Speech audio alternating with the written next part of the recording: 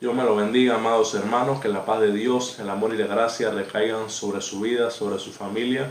Una vez más haciendo docencia bíblica.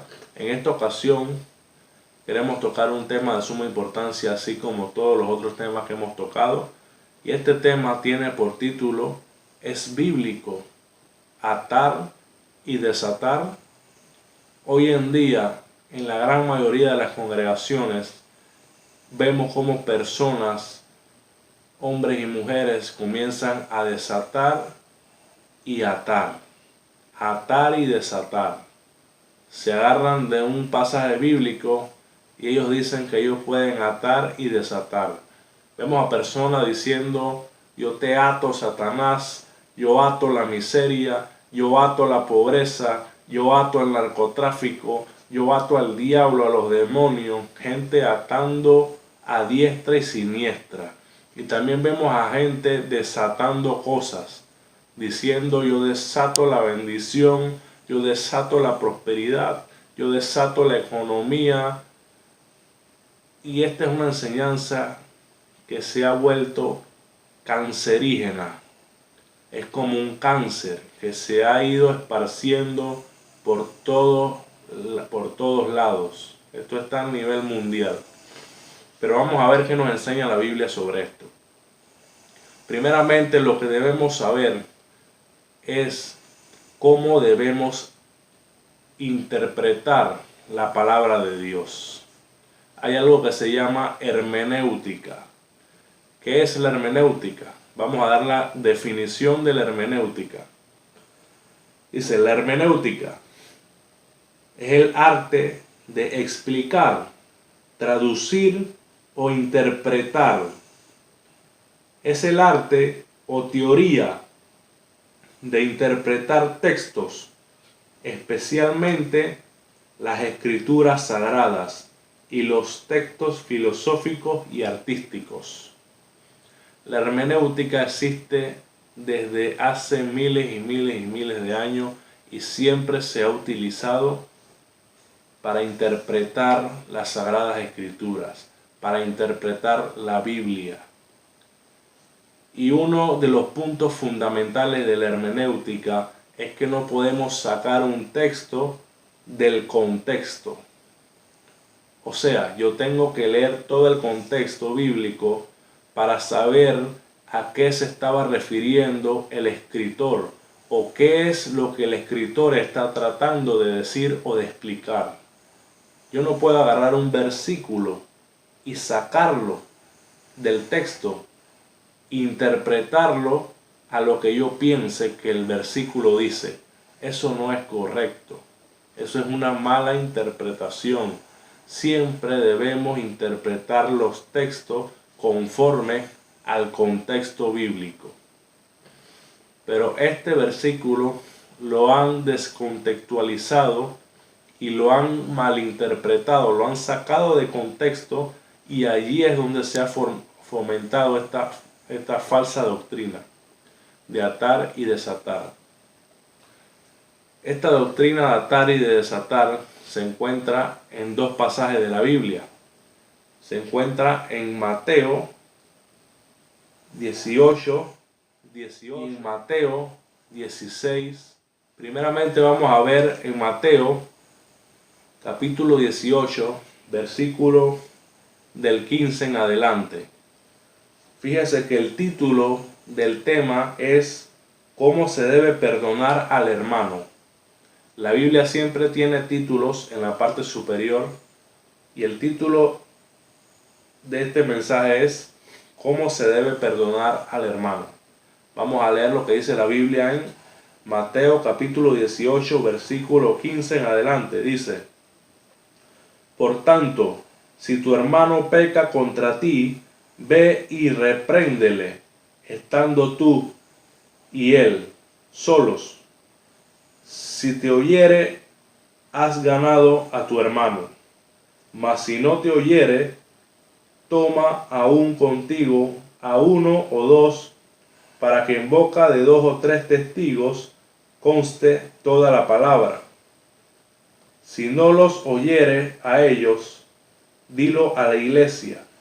Y si no oyere a la iglesia, tenele por gentil y publicano. Oiga este versículo, dice el 18, de cierto os digo que todo lo que atéis en la tierra será atado en el cielo, y todo lo que desatéis en la tierra será desatado en el cielo. Lo primero que tenemos que ver es que estamos hablando, el contexto, todo el contexto está hablando de cómo se debe perdonar al hermano. Cómo se debe perdonar al hermano.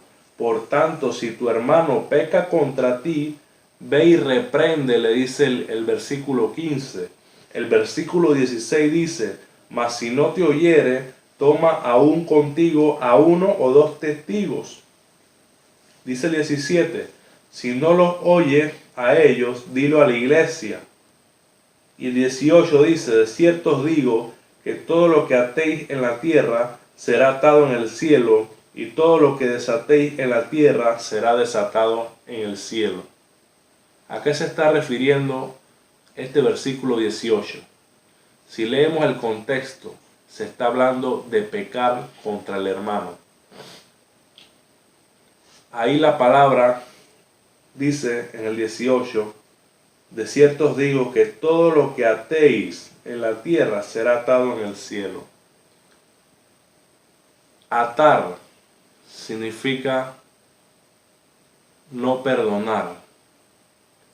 Que tú estás con tu hermano enojado y no lo has perdonado. Tú estás atado. ¿Por qué? Porque no estás en paz con Dios. Estás atado. Pero sigue diciendo el 18. Todo lo que desatéis en la tierra será desatado en los cielos. Cuando tú perdonas a tu hermano, eso es desatado en los cielos. Eres perdonado por Dios. Eso es lo que dice el contexto bíblico. El contexto bíblico no me enseña a mí a que yo tengo que salir por allá a gritar que yo te ato diablo, yo te ato demonios, y yo ato a Raimundo y todo el mundo y desato bendición y prosperidad y economía. El versículo no me enseña eso. Inclusive ninguno de los apóstoles jamás dijo ninguna de estas cosas. Jamás. Si leemos el texto está hablando de cómo perdonar a mi hermano. Está hablando de cómo yo tengo que estar en paz, en comunión con mi hermano. O sea que si yo no perdono a mi hermano, yo estoy atado. Yo estoy atado. ¿Por qué? Porque no tengo esa paz con Dios. Estoy atado porque no he perdonado a mi hermano. Pero cuando yo perdono a mi hermano, cuando yo me pongo en paz con él, cuando yo estoy en comunión con mi hermano, yo desato ese problema, esa fricción que hay entre los dos, y puedo tener esa comunión nuevamente con Dios. A eso se está refiriendo en este pasaje de atar y desatar. Se está refiriendo al perdón entre hermanos. Si seguimos las normas de interpretación correcta, de leer versículo por versículo lo que el escritor estaba tratando de transmitir, esta es la interpretación correcta.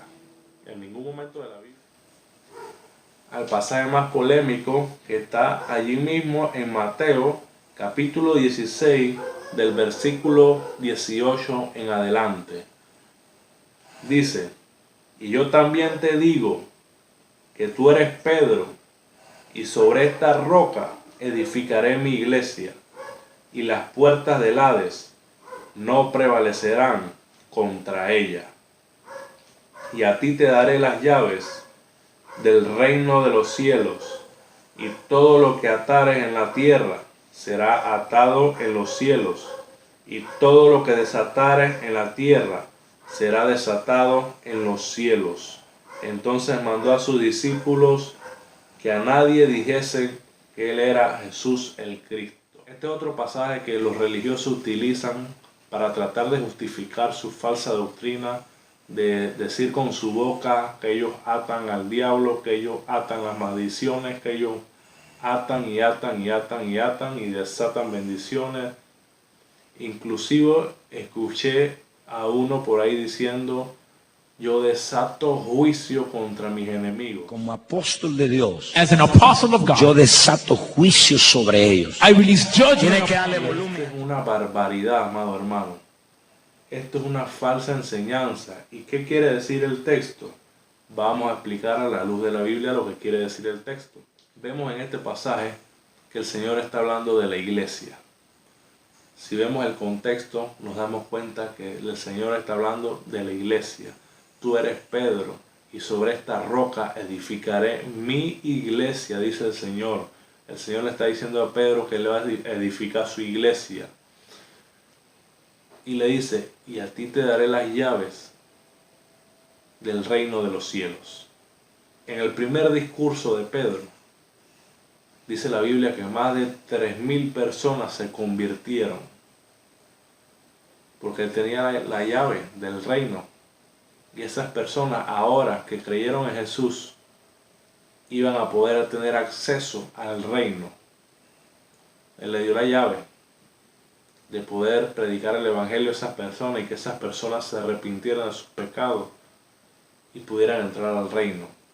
Y el Señor le sigue diciendo a Pedro: y todo lo que atares en la tierra será atado en los cielos, y todo lo que desatares en la tierra será desatado en los cielos. Jesús nunca le dijo a Pedro: mira Pedro, tú tienes que decir con tu boca yo desato bendición. Pedro, tú tienes que decir yo ato a Satanás. Jesús no le dijo eso. Jesús le dijo: lo que tú atas en la tierra será atado en los cielos. ¿A qué se estaba refiriendo Jesús cuando le dijo eso a Pedro? Si nos vamos al original griego, la palabra atar y desatar significa permitir y prohibir. Vamos a leer otra traducción de la Biblia, la Nueva Traducción Viviente. Este mismo pasaje, miren lo que dice la Nueva Traducción Viviente. Y a ti te daré las llaves del reino de los cielos. Todo lo que prohíbas en la tierra será prohibida en los cielos, y todo lo que permitas en la tierra será permitido en los cielos. La Nueva Traducción Viviente habla de permitir y de prohibir. Jesús le estaba hablando en el contexto bíblico de la iglesia. Jesús le estaba diciendo a Pedro, y por ende a los apóstoles, que ellos iban a tener ese poder para permitir y para prohibir la doctrina dentro de la iglesia. La doctrina dentro de la iglesia. Porque Jesús estaba hablando de la iglesia. Vemos que él le dice: yo edificaré mi iglesia, y las puertas del Hades no prevalecerán sobre ella, y a ti te daré las llaves del reino, para que las personas puedan tener acceso al reino.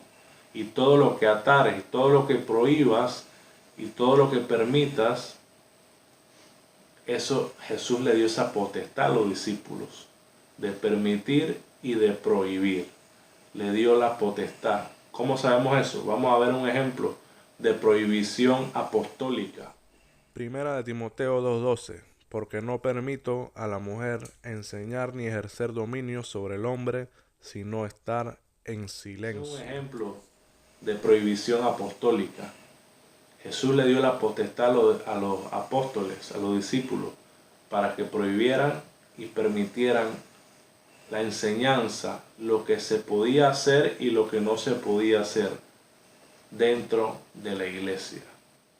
Lo voy a dejar con algunos videos de unos falsos profetas desatando y atando. Abre tu boca y ata. Hay una unción sobre mí There is an anointing upon me que muy raras veces la he usado, that I've rarely y es used. de quitar juicio contra mis enemigos. It's to decree your church. Estamos en una guerra, We are in war. y porque estamos en una guerra, And because we're in war, we have to release judgment. tenemos que desatar el juicio.